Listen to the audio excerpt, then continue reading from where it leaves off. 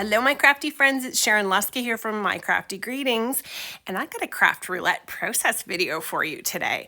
Some really fun stuff. I'm going to show you some cool stuff, but here's a big announcement. Oh, what? In less than 29 days, I will be live on Craft Roulette. I have been practicing. Oh my goodness, I am very wound up, and I'm trying hard to get my speed up and to stop bad Sharon from coming out. I wanted to show you these two pieces of paper.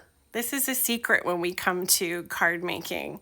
We ink blend the regular pieces of paper because there's a huge difference when you do it. Try it. Just take your regular cardstock and add some splooges on it. I just use my big blending brushes. Now I used my little trick with my Tombow Mono Multi and dotted this little grid thing up. I've had this thing in my stash for probably like 12 years now. So I have never used it once, not once. And here I am, French bulletin board. As soon as Mary said it, I knew exactly this is what I wanted.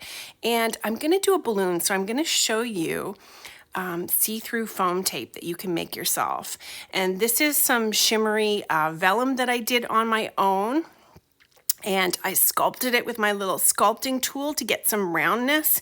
I cut this by hand, and I'm gonna stamp some design on it because I like those balloons. Balloon is the other element, or balloonza. And I homemade my own sticky mat. It didn't go great. So tape doesn't even stick to it. So anyways, yeah, it's been a week of crafting for me. Not everything's gone perfectly. As you know, I've been sick and I'm still kind of limping along, but I'm loving card making. It is my one sanity and happiness in life. And so we're stamping this on, and then I was going to put some highlights too so that it gets locked in between my homemade foam tape. And of course, you can see me putting the highlight over the actual Scotch tape there, which once I peel it off, that highlight's going to be gone. Yes, the fool in me is alive and well. So this is the reality that's me though. And I'm gonna add that back on. So I wanted it trapped inside so that the shimmer would be over top of the design and that it wouldn't rub off. This is packing foam. This is the stuff I tell you all the time, get it free at Michael's. And then that is Xyron. Just wrap it around and burnish it well. And you can take and make yourself see-through foam tape. So I'm gonna peel the one side off, entirely sticky. And once I get this situated over the top, and I should have eyeballed it a little bit more before I went to line it up. This was not the smartest thing for me to do. I didn't think this out, but this is gonna be live crafting. This is gonna be me doing it without getting a chance to pre-plan, and you're gonna see all the disaster that is me when I'm card making. And I've got all my little Scrappy Tales friends watching on there up in the top. I've been working on those and having fun. So there it is, all done together, but worry not, it's misaligned, but we're just gonna trim the part that's sticking out, no big deal. And you can see here how I'm gonna line it up. And then this was my thought process, is I'm gonna put the cord on there with some cording that I have and some flowers at the bottom of a balloon. And you can see now, once I put this on, see how that's see-through? So we get the idea that it's a balloon, there's a shadow. When I cut the foam piece a little bit smaller, it allows the corners to curl. And then that little, what is that like thing called at the bottom of the balloon? I don't even know what that's called. But anyways, I wanted to wrap some cording around that. And so I'm gonna just hold it into place. I couldn't tie a knot because the knot was gonna make it way too thick. And then of course, how to gracefully wiggle this around. If I was Christina Werner, I probably could do this in one swoop. Alas, I am not. And I didn't put my fine tip on my glue bottle. So I put a big wad of glue everywhere. And although it's supposed to dry clear and somewhat matte, I did get a piece of paper out to scrape some of it off. But no worries, there's always a way to fix this. We are just going to get some glitter out, and we're going to glitter this up with some fine iridescent glitter, and this is going to hide the mess. because purposeful messes are the best ones.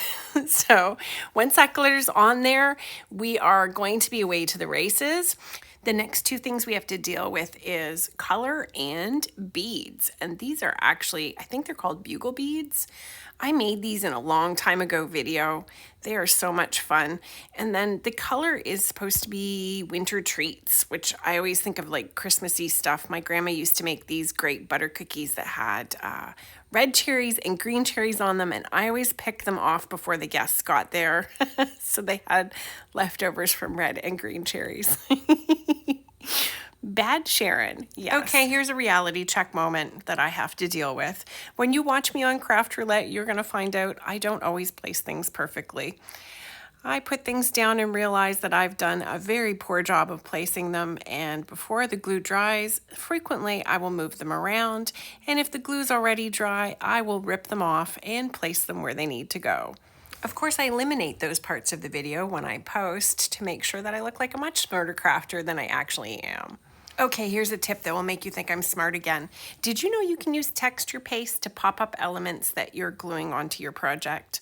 Anything that has some volume to it when it dries, of course not this, something is terribly wrong with that. But anything like pops of color, glitter gel, stencil butter, umpteen dozen things that you can use that dry thick, you can also use as thick glue to pop up your elements without having to cut up all kinds of little bits of foam tape. Plus they'll stick on really, really well. And it's a great way of using up some of your supplies. Now I'm adding these little berries on because they look like the sugar cookies that my grandma used to make. Those crescent sugar cookies. Oh my goodness, they were so delicious. Good thing I got my stretchy pants on because I can feel my butt widening just even thinking about them delicious cookies.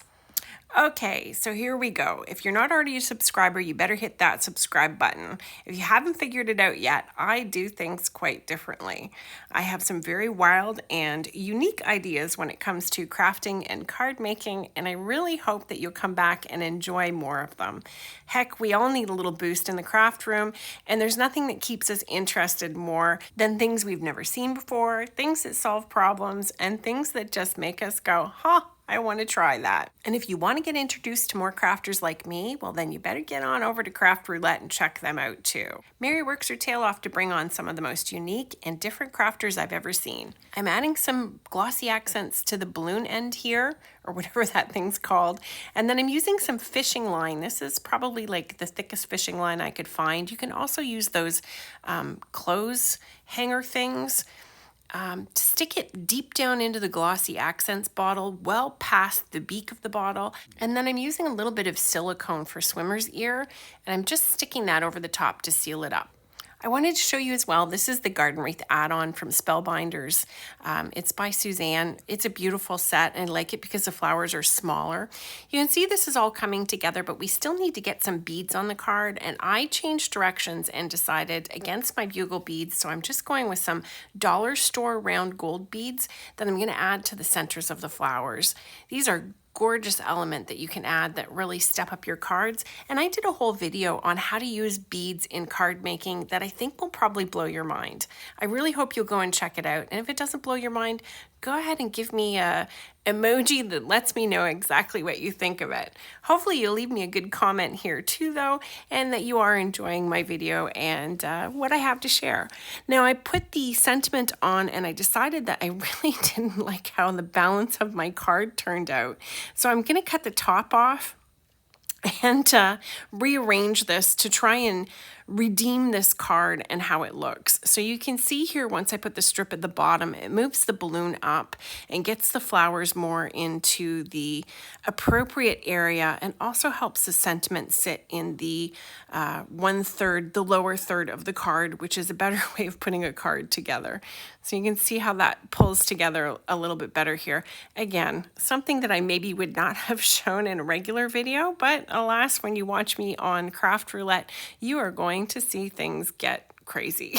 So I'm going to reroute this little tassel here, and I'm putting on another wad of glue Once this gets all dried, then I can put some regular old foam tape behind my sentiment, and this is my card submission for Craft Roulette. Thanks so much for joining me. Have an awesome day, and I do hope you'll join me again for future videos and for my adventure with Mary on Craft Roulette. I'm going to keep the submissions coming and hopefully bring you a few more process videos, but thank you so much for joining me and hope to see you contributing to Craft Roulette too. Thanks, bye!